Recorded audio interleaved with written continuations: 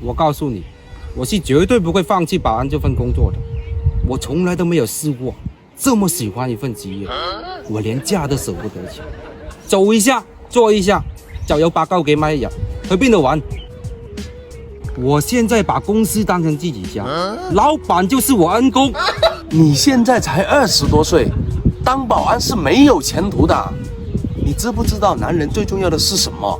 要啊，不是，是建功立業，揚名立萬。哇，這麼勵志的事情，還是留給有家底的人做吧。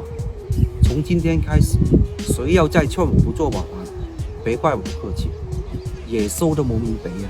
爛泥扶不上牆，你才爛泥扶不上牆，還想你再做5年，等我穩定了以後，把你拉進來。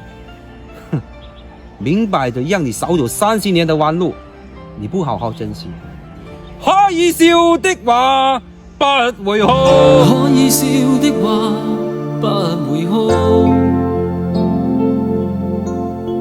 可找到知己哪會孤獨？